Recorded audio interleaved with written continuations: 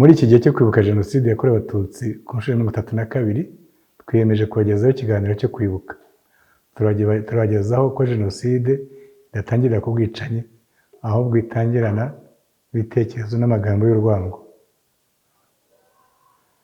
Jenoside ntabwo itangira n'ubwicanyi, itangira n'ibitekerezo n'amagambo byambura abantu kuba abantu. Ayo magambo n'ibyo bitekerezo bikabagira abanzi babo. Akarema amacakubiri ntabwo yizana, ntabavuka banga abandi. Araremwa, agatozwa, bakayabungabunga, bakayashyigikira, bakayashimangira, bakogeza abantu babashima ko banga abandi. Na Jenoside yakorewe Abatutsi niko byagenze. Guhera mu myaka y'1950 hadutse ibitekerezo n'amagambo agamije gutesha agaciro Abatutsi no kubagira abanzi b'u Rwanda. Ibyo bitekerezo bigenda bikaza umurego na nyuma y'ubwigenge bw'u Rwanda. Nkaba ngiye kubanyuriramo bimwe mu bitekerezo n'amagambo y'abayobozi byakanguriraga kwanga Abatutsi mu gihe cya leta ya Habyarimana.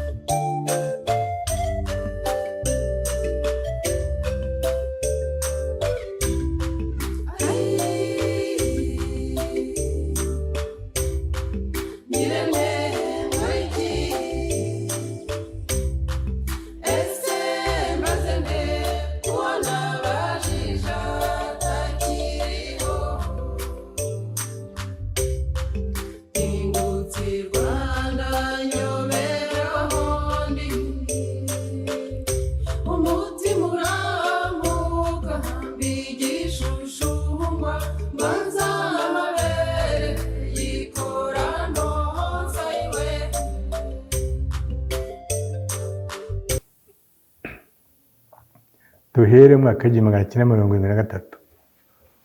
Habyarimana yakoze kudeta ku ya 5 Nyakanga 1973. Hatarashira ukwezi, ku itariki ya 1 z'ukwa munani, yashinze guverinoma.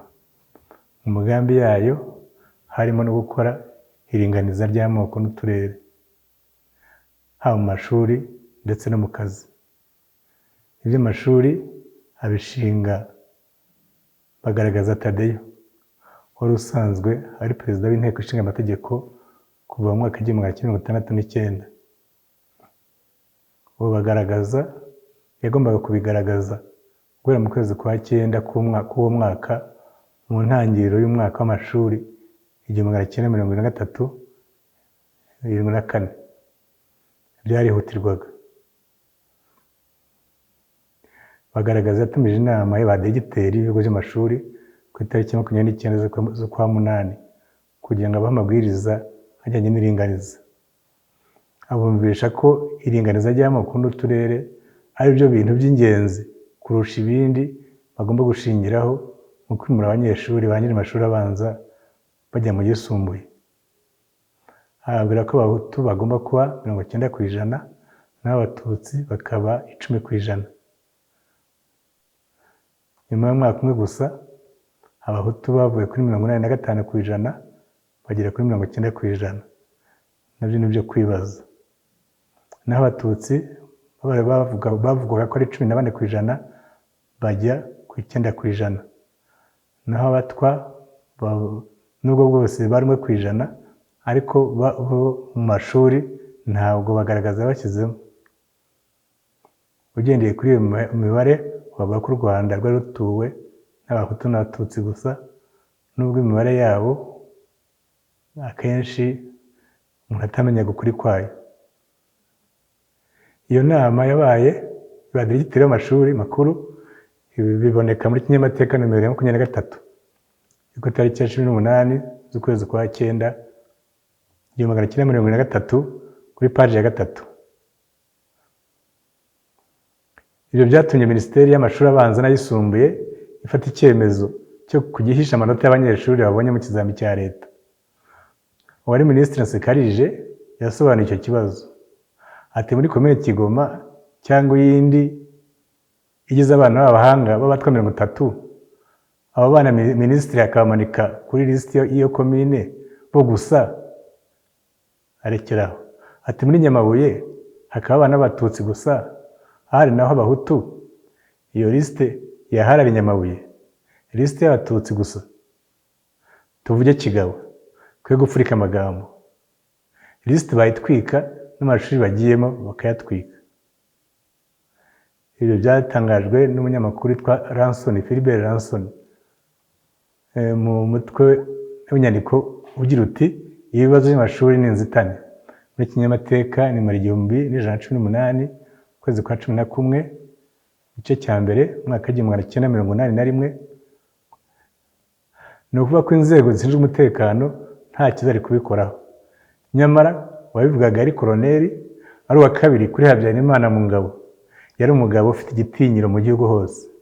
Ntabwo rero abaturage b'abahinzi bo muri komine Nyamabuye bari gutinyuka kuva mu mirima bajyanywe no gutwika ilisiti iriho Abatutsi batsinze ku biro bya komine.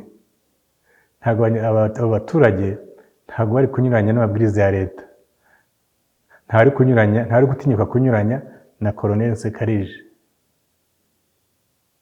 Usibye n'abo baturage nta n'undi nzi bashobora kunyuranya nawe.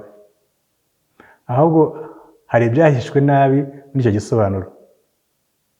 Nuko Abatutsi batagomba gutsinda, ni nkaho gutsinda kuri bo byari ikosa.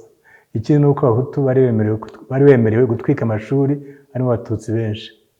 Hari igihe umuntu ahisha ikintu maze agace kacyo agasigara hanze. Ushobora kuvuga uti ariko yavuze n'Abahutu n'Abatwa. Ntacyo bihindura kuko lisiti yari gutwikwa ari iy'Abatutsi, ni iy'Abatutsi gusa.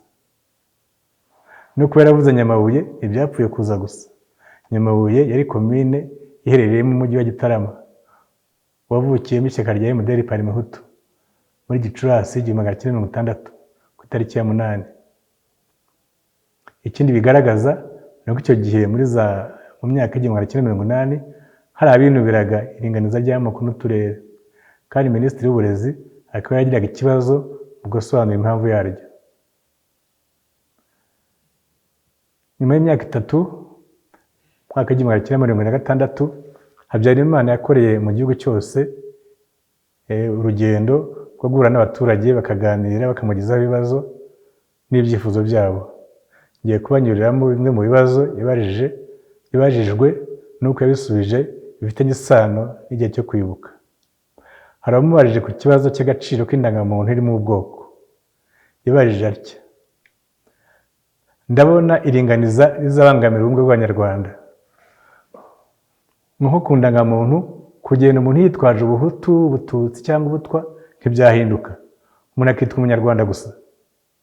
Habyarimana yaramusubije ngo tudakurikije iringaniza mu moko, amoko ntiyazacobora kureshya mu nzego zose kandi aricyo dushaka. Kubwe rero kugumisha ubwoko mu ndangamuntu byatumaga amoko areshya. We niko yabibonaga. Ku itariki ya 13 z'ukwezi kwa 11 Habyarimana yatunguranye avuga ko agiye kuvana ubwoko mu ndangamuntu, ariko ntigeze abikora. Wagira ngo abeshye abantu ko bumvise neza ikibazo urubyiruko rwagejeje kuri Papa Yohana Paul wa II ubwo yasuraga u Rwanda muri Nzeri 1990. Mu byo urubyiruko rwabwiye Papa hari icyerekeranye n'ivangura, aho bageze bati: twarambiwe kuba mu gihugu kivangura abaturage bacyo. Twarambiwe kuba mu gihugu kivangura abaturage bacyo. Hari ku itariki ya 8 z'ukwezi kwa 9 1990. Biri muri kinyamateka nomero 334 Ugushyingo igice cya 2 1990 ku rupapuro rwa 8.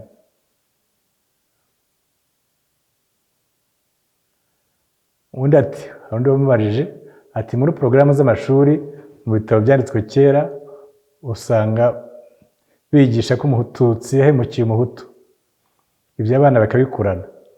Ati ndagira ngo abashinzwe porogaramu zo mu mashuri bazarebe ko bahindura izo nyigisho muri histoire. Habyarimana yamusubije ngo nizeye ko minisitiri w'uburezi yumvise icyo kibazo kugira ngo bazagerageze kugikosora, bakosore histoire y'u Rwanda. Ni ku rupapuro rwa 71. Biragaragara ko na Habyarimana yemeraga ko icyo kibazo kiriho, ariko ntabwo byiza bihindurwa. Hari uwabajijwe ku kibazo cy'imibanire hagati y'abahutu n'abatutsi, avuga ko gishingiye cyane kuko abatutsi batajya bumva ukuntu abahutu babambuye ubutegetsi. Abaza Habyarimana ati abatutsi batabyemera bizagenda gute? Habyarimana yasubije mu magambo ameze nk'amwe Kayibanda yavuze mu mwaka w'1964. Ngo dukurikije amateka y'u Rwanda dusanga abatutsi bita impanuka, tugasanga ibyo kuvukana imbuto. Ibyo byose twarabyanze 59. Ati abo batutsi bashotora abahutu ntibazi ko imvururu zigarutse aribo byakoraho. Arakomeza ngo nanone abahutu nibo benshi, ubutegetsi ni ubwabo. Icyo nabivugaho ni uko nta na rimwe abatutsi biyise impanuka, kuko umuryango, kuko ubwoko si umuryango, si ishyirahamwe rifite ubuyobozi ku buryo bahuriza hamwe icyerekezo ngo tuzajye tuvuga gutya, ntabwo byashoboka. Nibyo koko habaho umugani w'impanuka, ariko ureba bari ku ngoma, umuryango w'Abanyiginya wari ku ngoma, ntabwo ureba abatutsi. Nibyo kuvukana imbuto ni ibihimbano, nta na rimwe byigeze bikurikizwa mu gusimburana ku ngoma. Umuntu se yavukana imbuto gute? 59 se banze iki? Ingoma y'ubwami yavuyeho mu mwaka w'1961. Mu mwaka w'1959 nta gitekerezo cyo kuvanaho ubwami kigeze gishyirwa ahagaragara kugeza igihe Parmehutu MDR Parmehutu ivukiye muri 60 mu kwezi kwa gatanu. Ni ngombwa gutandukanya Parmehutu na MDR Parmehutu. Igitekerezo cyo kuvanaho ubwami cyashyizwe ahagaragara na MDR Parmehutu, ntabwo ari Parmehutu. Ni MDR Parmehutu ku itariki ya 8 z'ukwezi kwa gatanu 1960 i Gitarama, kuko nibwo Parmehutu yemeje ku mugaragaro ko ari ishyaka rishaka repubulika. Ku kibazo cy'abatutsi bashotora abahutu nacyo gisa n'icyamushotoye, kuko yashyize hanze ibitavugwa ngo imvururu zigarutse abatutsi ntibazi ko aribo bazakoraho, ntibazi ko aribo bazakoraho, ntibazi ko aribo bazigwamo. Icya mbere ni uko yemeza ko imvururu zizagaruka. Zagaruka se zite kandi umukuru w'igihugu ashinzwe amahoro n'umutekano by'abanyarwanda bose?